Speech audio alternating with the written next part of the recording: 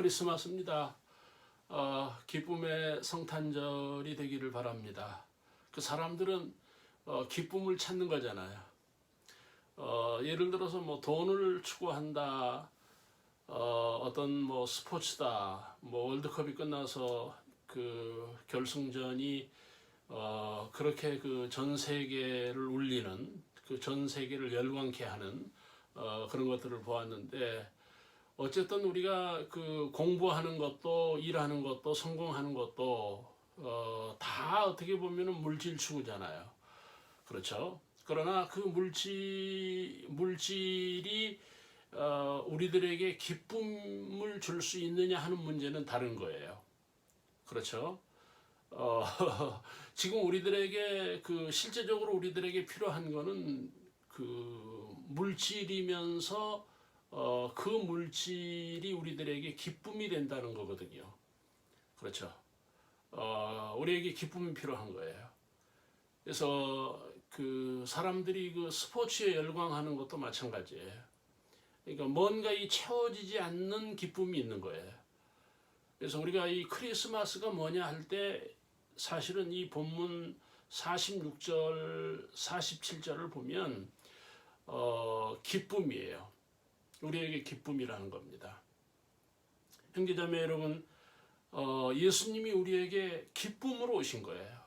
그러니까 그 물질과 과학 또는 그 세상과 스포츠에 없는 게 무엇인가 하면은 기쁨이잖아요. 그들이 우리들에게 진정한 기쁨을 주지 못해요. 일시적인 기쁨은 있을 수 있는 거죠. 그러나 정말 우리 인생의 기쁨은 세상에 없는 거예요. 만약에 그 세상 기쁨을 찾는다면 인생을 탕진할 수 있는 거죠. 그러니까 우리가 그 세상에서 기쁨을 찾는다는 것은 굉장히 위험한 겁니다. 오늘 이 그 예수 그리스도를 그 우리가 크리스마스에 그분을 무엇으로 우리가 표현을 하는가 하면은 기쁨입니다. 기쁨.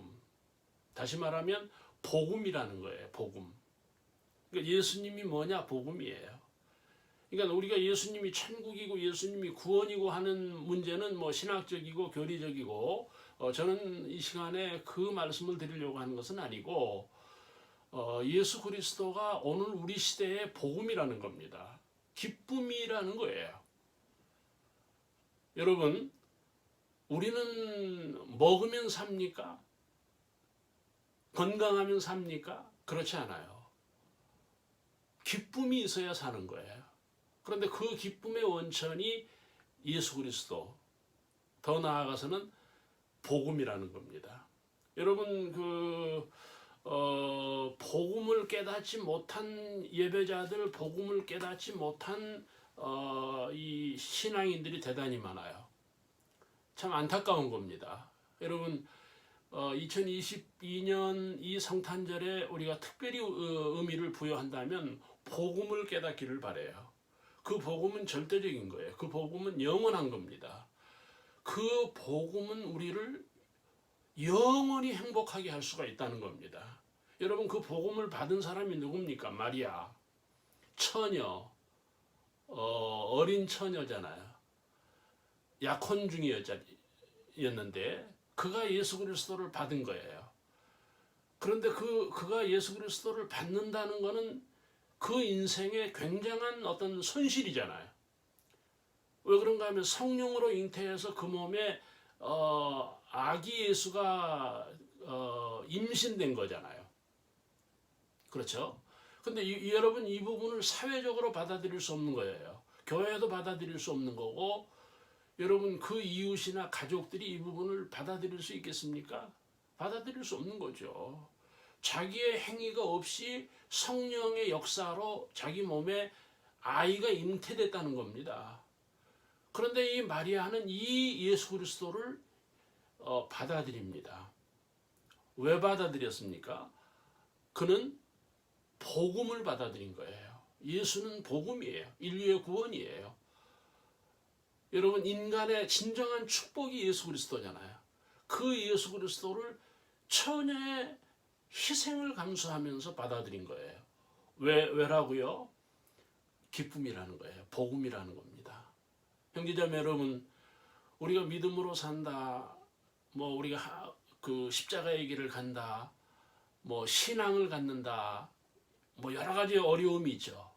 그렇죠. 그러나 우리가 진정으로 마리아처럼 우리가 그 예수 그리스도를 내 몸으로 받을 수 있는 그런 크리스마스가 되어야 된다는 것입니다. 여러분은 예수님을 받으셨습니까? 여러분 아직도 예수님을 이익으로 보십니까? 아직도 여러분은 복으로 보십니까? 예수 그리스도를? 그렇지 않아요. 정말 이 마리아는 예수를 받음으로 인해서 그는 약혼자에게 버림을 받을 수 있는 상황이고, 교회로 돌아갈 수가 없고 사회성이 박탈되고. 여러분 누가 마리아를 받아들입니까? 여러분 이렇게 말씀을 드리면 마리아의 인생은 불행해진 겁니다. 예수 그리스도를 받음으로 인해서. 그러나 그 마리아는 예수 그리스도를 받으면서 뭐라고 얘기합니까? 자기를 하나님이 돌보셨다는 겁니다. 47절에 돌보셨다. 하나님이 자기를 특별히 사랑했다는 겁니다. 누가 복음을 받는 겁니까? 사랑받는 사람이 받는 거예요. 사랑을 받아야 됩니다. 하나님의 사랑을 받아야 돼요. 땅의 사랑도 중요하지만 하늘의 사랑 중요합니다. 사람 사랑 중요합니다. 하나님의 사랑은 더 중요한 겁니다. 그 돌보심이 마리아에게 있었다는 거예요. 이거를 마리아가 깨닫는 거고, 하나 더 말씀을 드리면 비천한 자기를 하나님께서 일컬음을 주셨다는 거예요. 인정해 주셨다는 겁니다. 사랑해 주셨다는 겁니다. 누가 성탄입니까? 누가 성탄절의 주인공입니까? 일컬음을 받은, 이걸 신학적으로 보면은요, 택함 받은 사람이에요. 예정 가운데 든 사람이에요. 그러니까 이 마리아는 자기 자신이 하나님의 예정 가운데 있었다는 겁니다. 여러분, 우리 인생에 예정이 있는 겁니다. 우리 인생에 하나님 부르심이 있어요. 우리 인생에 하나님의 뜻이 있는 겁니다. 그 뜻과 부르심을 거역하면 안 돼요. 하나님이 우리를 택하셨다면 교회로 부르실 것입니다. 하나님이 우리를 예정했다면 반드시 그분은 우리를 당신의 자녀로 삼으실 것입니다. 여러분, 이 성탄절에 우리의 믿음이 복음에 이르기를 바라요. 그러니까 이 마리아가 그런 희생을 감수하고도 자기를 하나님이 일컬었다는 거예요. 비천한 자기를 하나님이 인정해 주셨다는 겁니다. 여러분, 아무나 교회 옵니까? 누구든지 교회 갑니까? 여러분, 열린 예배, 열린 교회입니까? 그렇지 않아요. 하나님이 택하지 않은 자가 올 수가 없고, 하나님이 부르지 아니하시면 올 자가 없는 거예요. 여러분, 그 부르심과 그 예정 가운데 있는 사람이 마리아예요. 누가 예수를 받습니까? 누구의 성탄절입니까? 형제자매 여러분, 이 크리스마스는 누구의 크리스마스입니까? 부르심을 받은 사람, 택함을 받은 사람, 하나님의 예정 가운데 있는 사람이라는 거예요.